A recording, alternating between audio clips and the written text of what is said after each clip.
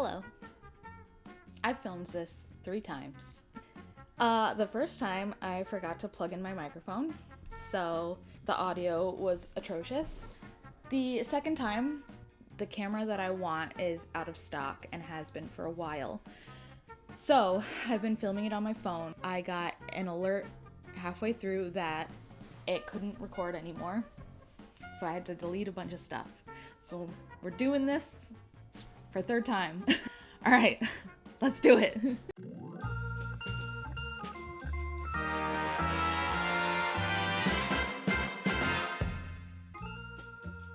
Well, first of all, I want to thank everybody for the overwhelming positive comments and reactions I got for my video.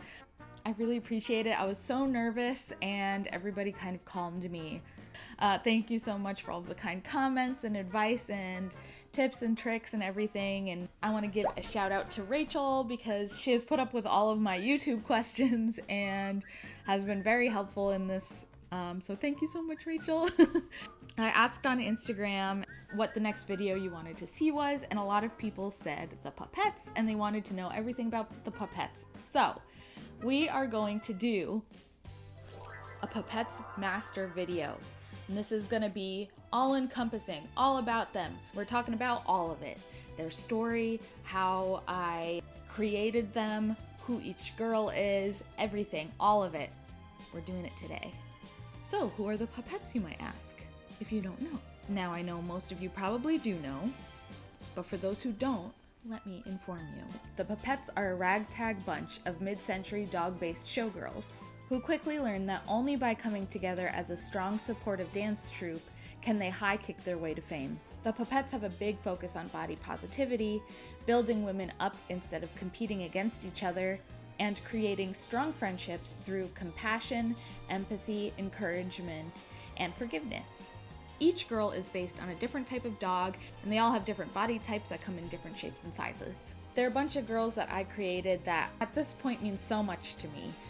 As somebody who has struggled with body image for who knows how long, having the Pipettes as something that I can kind of express myself through and not only heal my own struggles with it, but help other people heal theirs has been such a big blessing. And it's not just me. From cosplayers to fan art, the Pipettes have amassed quite a following. Janelle Marie of Seems Come True on Instagram says, I was invited by a friend to join a cosplay group for MomoCon 2019. When I saw the art, it was an immediate yes. I loved the style, diversity of body shapes, and how they weren't compared to each other. That was my first very big cosplay group, and getting to know everyone in it while figuring out which Pipette would be cosplayed by which person endeared me to collaborations more than any other project I've ever done. The love the characters showed each other in the comic, as well as the positive community around the art, is really special. Coco is my #1 girl, but I also love Dottie's design and colors. I highly recommend to every cosplayer out there to look at indie artists and comics for cosplay inspiration, with permission of course. It's exciting to be a character that hasn't been done 100 times, and it is a great way to spread the word of something you love, so artists get much more deserved recognition. Mina Noir on Instagram is also another cosplayer who loves the Pipettes. Here's what she has to say. Hi, my name is Mina Noir, and I am definitely a fan of the Pipettes. The thing that drew me to them in the first place was definitely the style of art that Savannah is excellent at.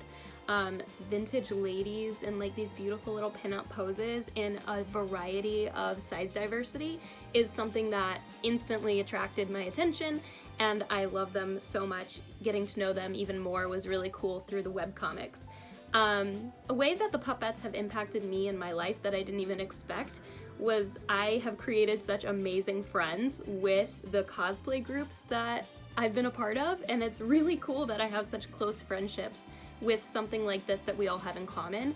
And then my favorite Pipette is definitely Gigi. I love her style, I love her hair, and I love her little attitude and her desires.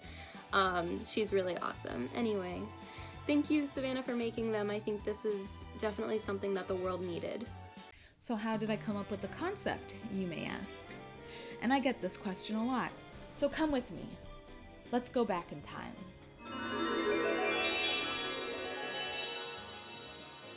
I came up with the Pipettes around 2017 or 2018, somewhere around there.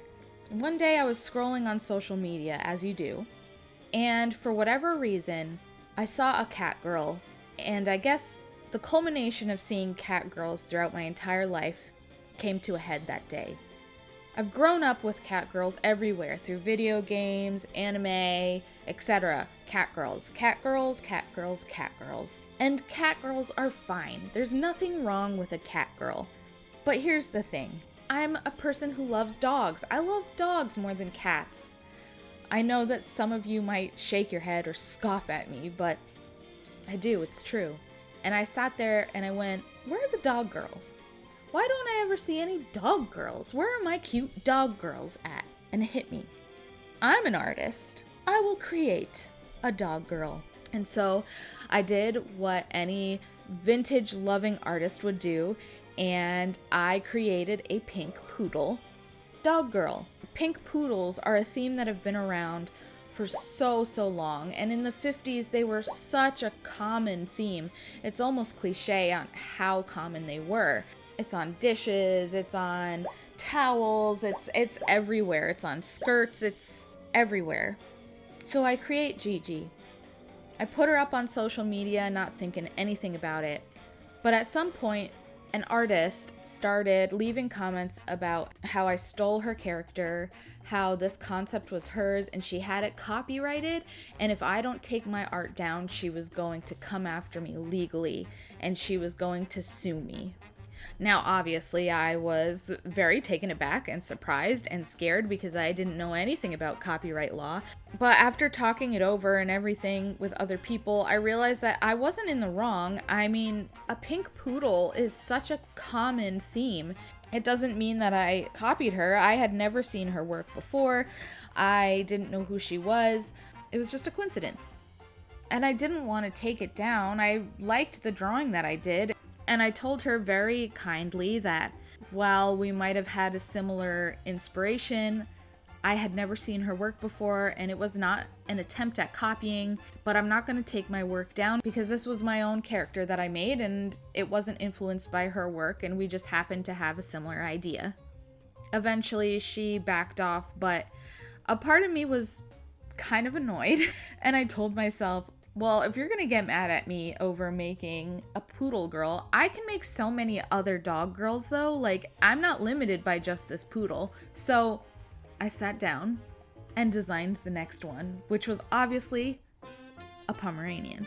Because I have 2 Pomeranians and I love them to death. And I know way too much about Pomeranians and their history and their temperaments and their genetics. And I've even spent many an ADHD-fueled hour poring over the history timeline of the Pomeranian and assembling a timeline myself that goes all the way back until like the Roman times because I'm insane. Anyway, I created Pom Pom. And then I said, I like this. This is fun. I want to design more dog girls. So I did. I designed more dog girls. I designed 11 of them, in fact. And I had to tell myself at one point, okay, you have to stop. You can't keep designing dog girls. So I stopped at 11 for some reason. That's how the Pipettes were born. Slightly out of spite. Let's introduce each of these 11 girls and what type of dog they're based off of and learn a bit about them. First up is Gigi. Gigi is the pink poodle that caused this whole thing in the first place. She is the leader of the Pipettes. She's confident, ready to take on anything, and is kind of a jack-of-all-trades type of girl. If she puts her mind to something, she can usually do it. She's very intelligent, a bit sassy, willing to challenge people if their information doesn't seem completely correct, but is also a great leader and will take a bullet for her team. She would rather be reprimanded for something than her troop. She likes to make sure that things run smoothly and is the type of person who gets enjoyment out of helping a vision come to life.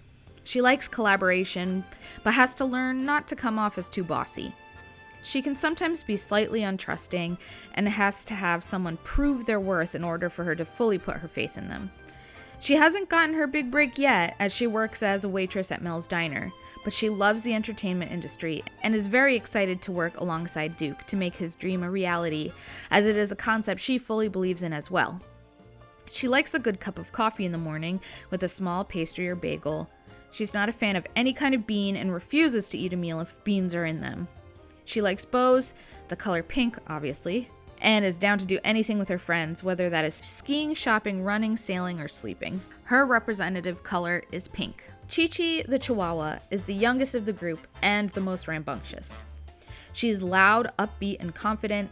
She loves bright, bold colors and patterns, kitschy fabrics, and novelty purses and accessories. She adores fast-tempo music and always has something playing on her record player in her flower shop.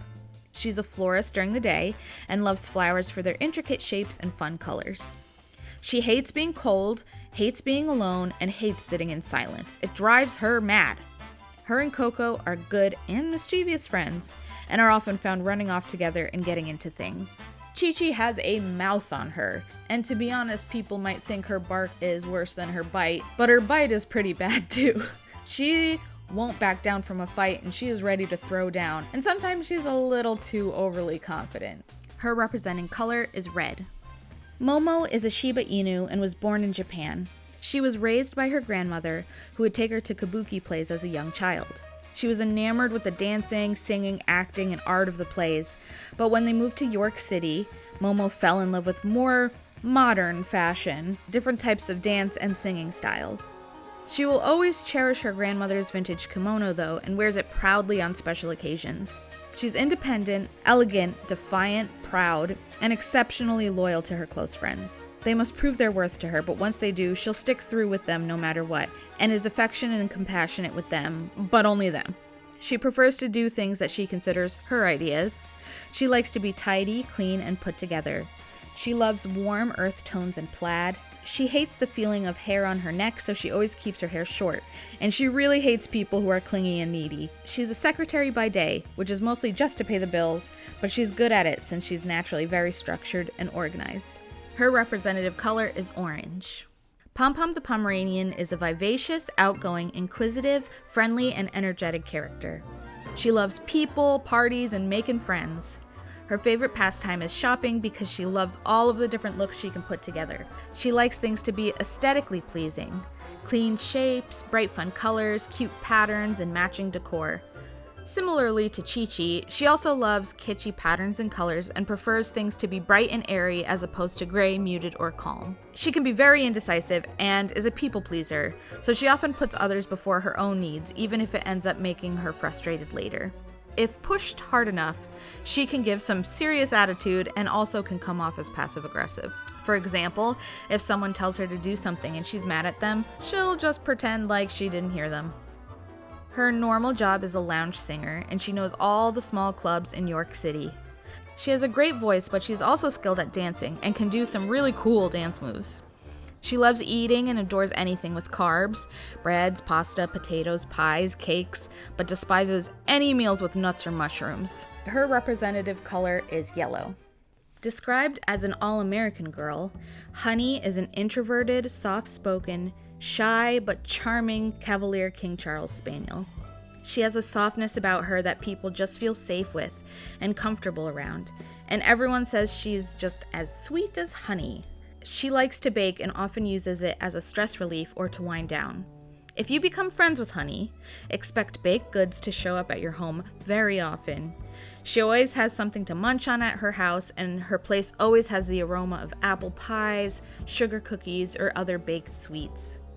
She loves cuddling up in a blanket and reading a good book, and likes to take moonlit strolls to think.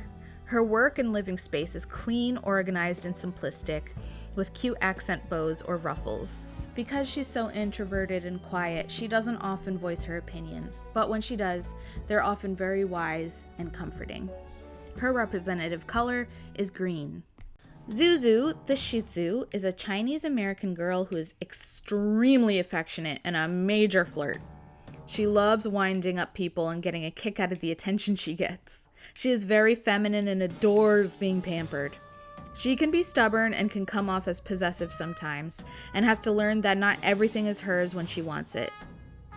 She's a vegetarian and enjoys cooking tasty vegetarian dishes.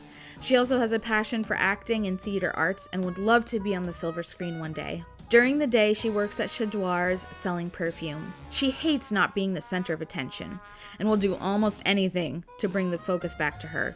She likes things neat, clean, and pretty, but doesn't like the act of cleaning, so she would rather pay someone else to do it than do it herself. And while some folks might think she's basic, she's actually very goal-oriented and will work hard to get what she wants, especially if she can't find someone to do it for her. She's extremely supportive and comforting to her friends, but is kind of judgy to people that she doesn't know. She's the perfect girl to go to when you've just had a breakup and you need comfort and support. She'll cook you a meal, give you blanket and ice cream, and also insult your ex and puff up your ego all at the same time to make you feel better. Her representative color is mint. Bebe is a mischievous, cunning, intelligent, vampy, and dominant husky. She likes anything dark and creepy, and her home and belongings are often decorated with eerie motifs such as spider webs or skulls. She prefers dark colors and often lives in black with pops of accent patterns. She loves ghosts and the macabre. Some folks might assume she's a homebody, but she's actually very active and spends a lot of her time doing outdoor activities like running, hiking, or swimming. She's a model by day and a moderately well-known one at that. Her active lifestyle keeps her svelte and athletic looking. She's not that much of a girly girl and shies away from pinks and purples or florals or anything kind of prissy. She is mysterious and eye-catching. She doesn't like to be contained in small places, and she hates being told she can't do something, and it makes her want to do it even more. When she makes friends, her favorite thing is spending some outdoor quality time with them and building memories hiking or something similar. She prefers to share experiences as opposed to gifts. Her representative color is teal. Zaza, the Afghan hound, is a woman of refined tastes. She loves shopping and will spare no expense on her clothes and other luxury items. She loves jewelry and high-end brands. She doesn't work, as she has enough money to support her lavish lifestyle many times over. She's not a coffee drinker, surprisingly, but loves a good cup of tea and a sugar cube. She loves traveling, and the more extravagant, the better. Many people think she's stuck up and shallow, but it's actually the opposite. They only really think that because they know she has a ton of money. She hates jealousy and thinks it's very unbecoming. She deals with jealous people a lot, but hates it because jealousy makes assumptions of her character. She's actually very compassionate and motherly, and recognizes she's blessed to be in a place of comfort. She couldn't have kids of her own, so she'll always take care of her loved ones and is always willing to help someone in need. She's the oldest of the group, but doesn't mind her motherly role. She has a deep, sultry voice with a thick Middle Eastern accent. She calls everyone darling. Her representative color is light blue. This is Dottie the Dalmatian. She's peppy, bright, confident, honest to a fault, a bit proud, and can hold a grudge very easily. Some people think of her as too blunt, but she just believes that it's better to get the honest truth out there than to sugarcoat it or lie. She's not very emotional and is a bit closed off to others and doesn't feel like it's important for folks to know her own business. She doesn't want opinions on her private life, but she'll definitely give her opinions on yours. During the day, she's a makeup artist at Chadwar and she loves her job. She loves what makeup does for confidence and enjoys making women feel beautiful. She's good friends with Zaza and always has the newest shade or palette available for her. Dottie likes bold, simple patterns and classy but comfortable outfits. She loves a good glass of wine and is ready to gossip with friends over Chardonnay and a charcuterie board. Gigi and her also go way back, as they've known each other for years. Both are headstrong, so they can butt heads sometimes, but they also both value each other's hard work and honesty. When she's not working, Dottie can be found dancing at various clubs with a glass of wine in her hand. Her representative color is purple. This is Coco the Corgi. She's a sweet, funny, adventurous, rough and tumble kind of gal. She loves the outdoors, getting dirty, and having fun partying with friends. She's very extroverted and loves everybody, but she gets distracted very easily and will wander off to do her own thing a lot. She often needs reminders to stay on track, but also hates being micromanaged. Her normal job is working on the farm with her family, so she has been used to this country bumpkin life since she was little. She's fearless and independent, and together Chi-Chi and her will go off and get into trouble a lot. Both of them are too extroverted and rambunctious for their own good. She can sometimes come off as impatient, especially if she wants to do something but has been told to wait. Sometimes she will ignore commands and rules if she thinks that they inhibit a fun time. She's not a reader and doesn't like books. She can't really sit still long enough to get into reading. She loves meeting new people, and others often find her entertaining and endearing. Her normal clothes are comfy, casual, utilitarian, but cute. Her representative color is brown. Last, but definitely not least, is Scotty the Scottish Terrier. Scotty is wildly independent, fearless, stoic, and clever. She's an exceptionally hard worker and will work until she bleeds. And to be honest, I don't think the bleeding would stop her either. She's definitely rough around the edges and is a mechanic during the day. Her mechanic friends nicknamed her Scotty the Die Hard because she will go at something nonstop, especially if people tell her to give up. She's loyal but only really gets close to 1 or 2 people. She has no interest in romantic relationships, and even regular relationships often seem like more work than they're worth. She doesn't like dresses in her day-to-day and wouldn't be caught dead wearing one, but will make an exception for the stage since it is technically a costume. She's more androgynous and prefers comfortable menswear or menswear-inspired stuff. Surprisingly, she's not a beer drinker either. One would expect her to throw back a beer or two with the boys after some work, but she'd much rather have a glass of scotch or whiskey instead. She has a hard time making friends usually, but she finds the dynamic of the Pipettes group refreshing and welcoming, and cherishes their friendship even though she might not say it. Her representative color is white. We should also probably talk about Duke. Duke is their manager, and he is a German Shepherd. When he gets a goal in mind, there's nothing that can stop him from moving forward. He's definitely more of a big picture kind of guy and often misses small things. That's where his downfall might be. So the Pipettes definitely help him stay on track and pick up the pieces that he might have left. He's kind-hearted, but because he's so goal-oriented, sometimes he has a habit of ignoring people's feelings in order to get a job done. The Pipettes are teaching him to slow down and listen sometimes. But he's exceptionally driven, and there's something very respectable about that. So, with all that said, where are we now? Well, it's all just leading up to the fact that I really want to make a story with them. Initially, they didn't really have a story because, again, they were just kind of some characters that I made on a whim randomly. So I ended up making a webtoon. Now wait, before you close out of this and rush to find the webtoon, I do want to tell you it is probably on a permanent hiatus, and I'll explain why. I never really saw it as a comic in my mind, and that was one of the things that I really struggled with. The thing that I truly see it as 100% is a show. Now that is way easier said than done. Don't get discouraged yet, because I am currently trying to make a game. Now, I'm sure that a lot of you might remember me talking about it. And yes, I was on track to doing it. I had gotten a lot of momentum, and I had a whole team with me. I had a lawyer. I was ready to get to work, and COVID happened. And unfortunately, COVID hit and basically sucked the wind out of my sails for the whole project. A lot of people kind of dissipated and went in different directions. I didn't want to put any extra stress on people during obviously a very difficult year, because this was all in 2020.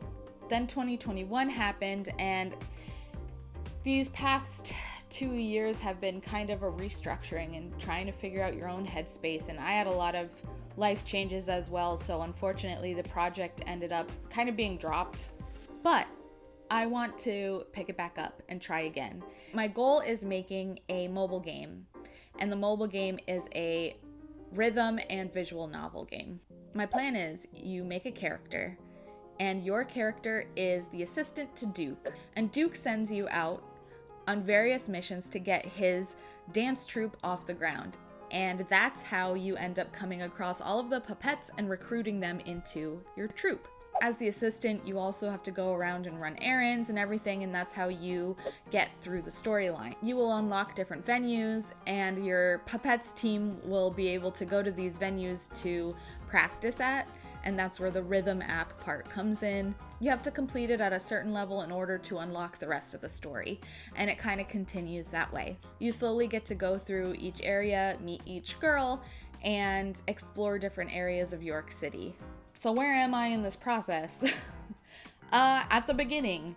I am still re-recruiting team members for it to see if they want to work on it with me. I have most people who have pledged that they're interested.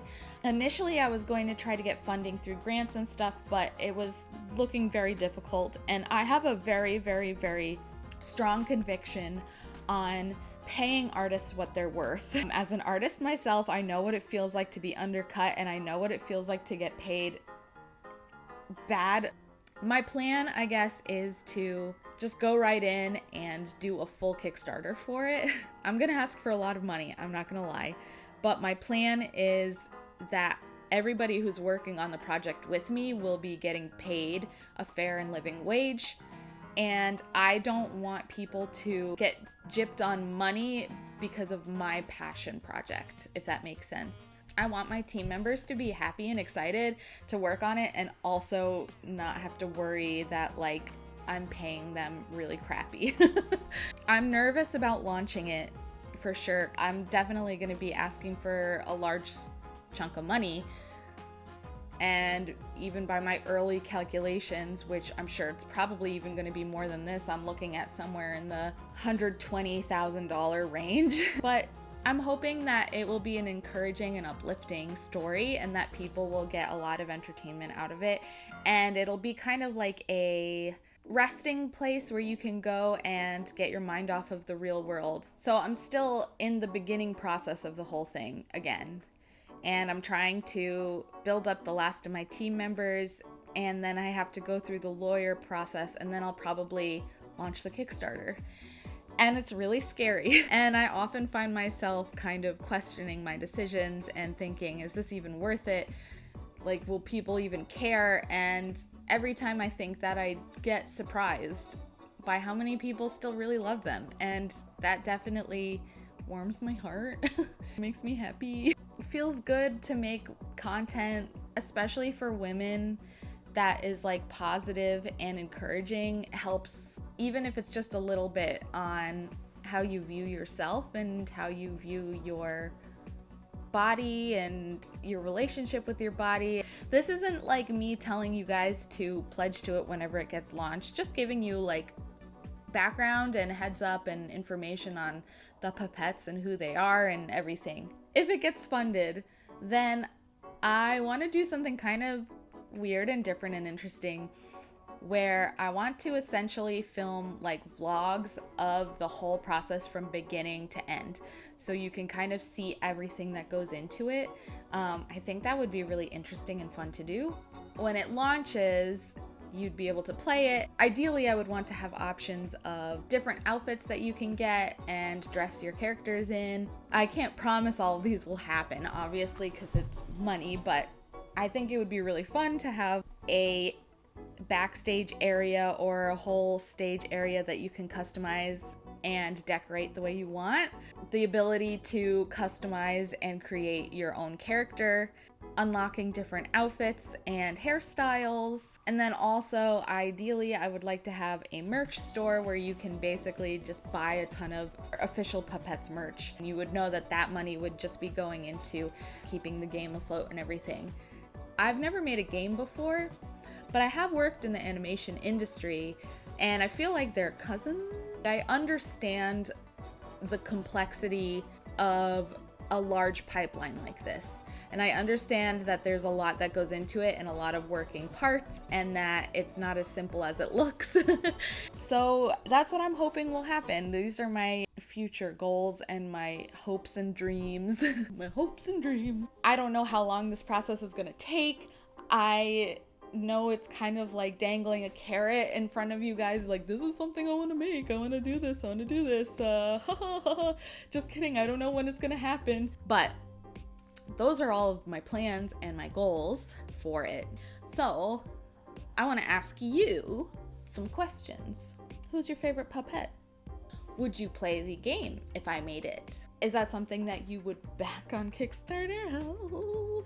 I hope that you enjoyed this video on the Pipettes. I'm going to share links in my commenty box section thing down below. I would love to hear your input, especially if you don't know who the Pipettes are. If this is new to you, I would love to hear if you like it, if it's interesting to you, if you want to know even more. If you have any other Pipettes questions, leave them in the comments below and I'll try my best to answer. I have so much information on them in my head.